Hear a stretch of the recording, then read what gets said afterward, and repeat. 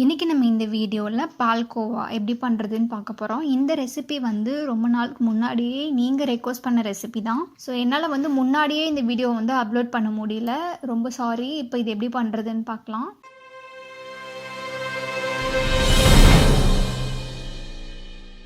நான் நல்ல ஒரு அகலமான பாத்திரம் எடுத்திருக்கேன். நீங்களும் நல்ல ஒரு கெட்டியான நல்ல அகலமான பாத்திரம் எடுத்துக்கிட்டிங்க அப்படின்னா உங்களுக்கு சீக்கிரமாகவே பால்கோவா ரெடி ஆகிடும்.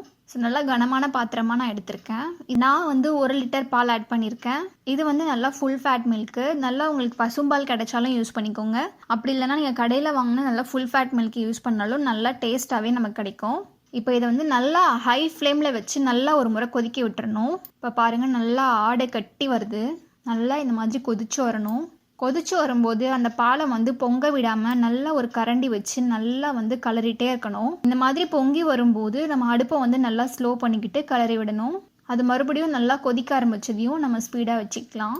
ஸோ அந்த எட்ஜஸ்லலாம் பார்த்தீங்க அப்படின்னா அந்த பாலை நல்லா எடுத்து விட்டு அதோட கார்னர்ஸில் நல்லா பாலை இந்த மாதிரி எடுத்து விட்டு கொதிக்க வைக்கணும். இல்லை உங்களுக்கு ஹை ஸ்பீடில் வச்சு பண்ணுறதுக்கு ஒரு மாதிரி பயமாக இருக்குது அப்படின்னா நீங்கள் நல்லா மீடியம் ஃப்ளேமில் வச்சு கூட பண்ணிக்கலாம். இப்போ பால் முக்கால்வாசி நல்லா குறைஞ்சிட்ட பிறகு நான் இதிலே 1 கப் சர்க்கரை ஆட் பண்ணிக்கிறேன். 1 கப் சர்க்கரை அப்படின்றது கிட்டத்தட்ட 250 கிராம் சுகர் இருக்கும். நீங்கள் 1 லிட்டர் பால் ஆட் பண்ணிக்கிறீங்க அப்படின்னா அதுக்கு 250 கிராம் சர்க்கரை ஆட் பண்ணிக்கணும்.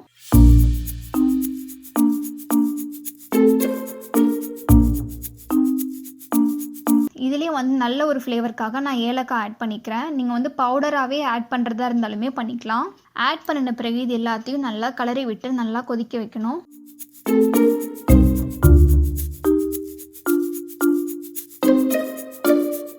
இந்த மாதிரி நல்லா பால் பொங்கி வரும்போது மட்டும் அடுப்பை நல்லா ஸ்லோ பண்ணிவிட்டு நல்லா கலரி விடணும். இது ரொம்பவே ஈஸி தான். இதுக்கு தேவை ரொம்ப பொறுமை தான். பொறுமையாக நம்ம செஞ்சோம் அப்படின்னா சூப்பரான பால்கோவா நம்ம வீட்டிலே கிடைக்கும். இதுக்கு பெருசாக ஒரு இன்க்ரீடியண்ட்டும் நமக்கு தேவைப்படாது.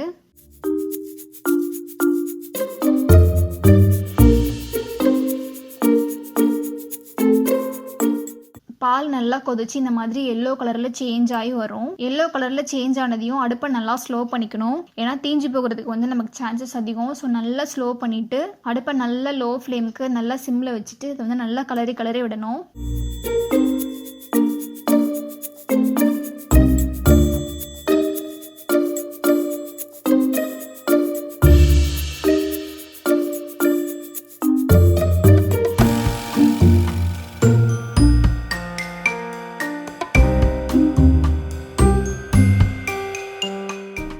பாருங்கள், நல்லா திக்காய் வந்திருக்குங்களா? இந்த ஸ்டேஜில் நல்லா கலரி விட்டு நம்ம பால்கோவாவை ரெடி பண்ணிக்கணும்.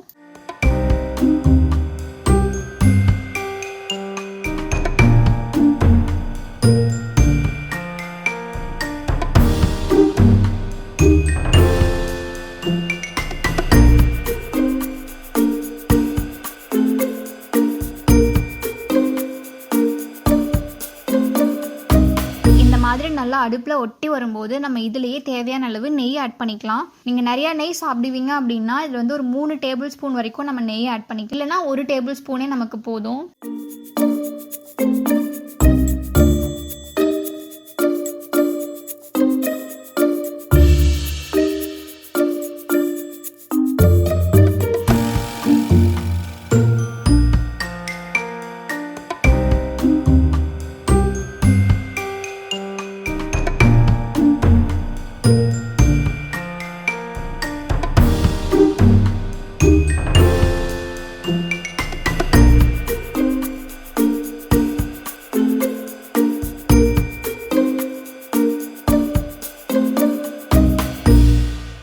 இப்போ அதை ஆறிட்ட பிறகு நான் ஒரு பவுலுக்கு மாற்றி காட்டுறேன் பாருங்கள். ரொம்ப சூப்பரான பால்கோவா நம்ம வீட்டிலே ரெடி பண்ணியாச்சு.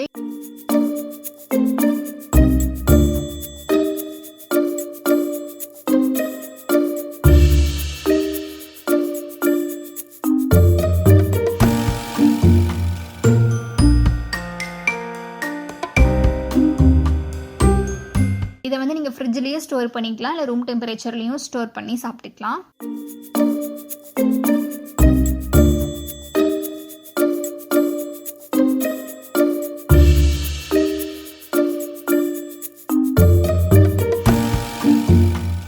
இந்த ரெசிபி நீங்களும் ட்ரை பண்ணி பார்த்தீங்க அப்படின்னா எப்படி இருக்குன்னு சொல்லிட்டு எனக்கு கமெண்ட்டில் சொல்லுங்கள். Thank you so much.